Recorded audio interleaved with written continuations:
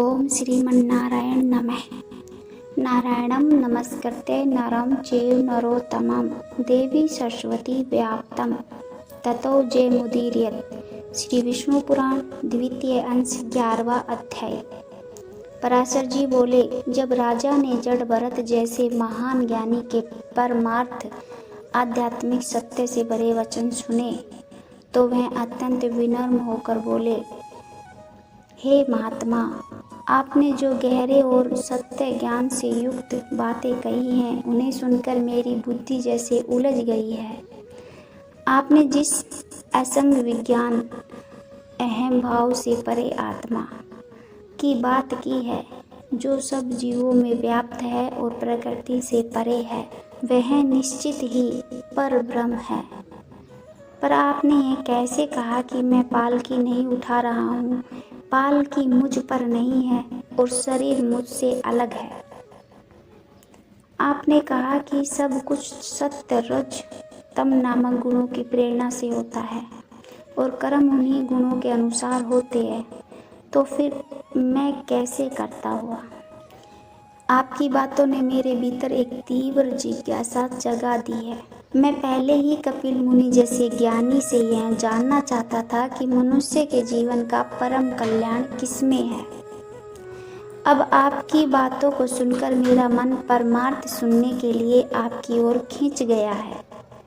कपिल मुनि तो स्वयं भगवान विष्णु के अंश हैं और वे ही संसार के मोह को मिटाने के लिए अवतरित हुए थे। मुझे लगता है कि वे ही आपके रूप में मेरे कल्याण के लिए यहाँ प्रकट हुए हैं।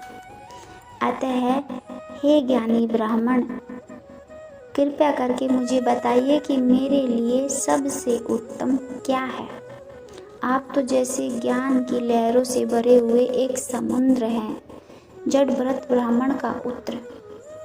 हे राजन, तुम जो श्रेय कल्याण पूछ रहे हो वह सामान्य या परमार्थ अंतिम सत्य, क्योंकि श्रेय तो बहुत प्रकार के होते हैं लेकिन परमार्थ केवल एक ही है।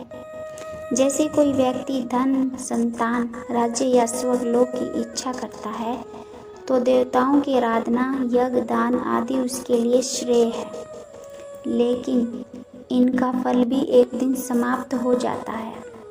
असली श्रेय तो वही है जो परमार्थ की ओर ले जाए, और वह है उस परमात्मा का ध्यान जो प्रकृति और सभी वेदों से परे है।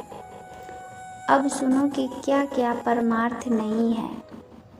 धन अगर परमार्थ होता तो लोग उसे धर्म के लिए त्यागते क्यों?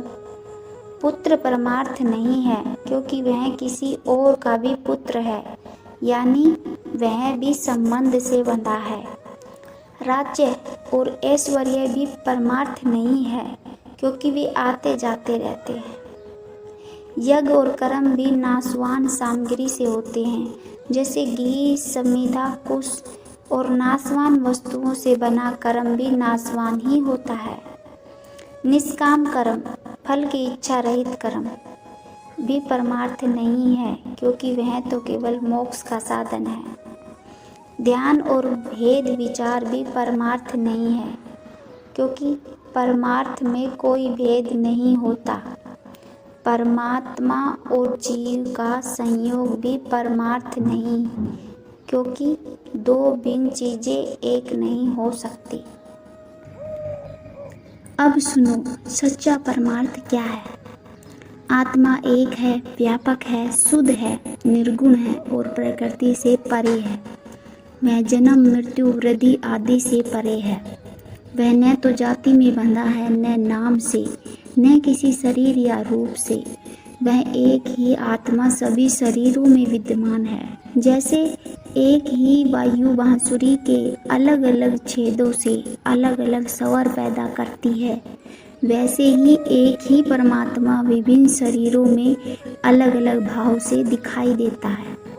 पर वास्तव में आत्मा में कोई भेद नहीं होता।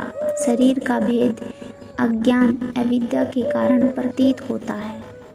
जब यह अज्ञान दूर हो जाता है तब आत्मा की एकता का अनुभव होता है। यही सच्चा परमार्थ है। इस प्रकार विष्णु पुराण के द्वितीय अंश का 11वां अध्याय समाप्त होता है। विष्णु पुराण सनातन भारत की दिव्य गाथा जो आत्मा को ज्ञान और जीवन को दिशा देती है।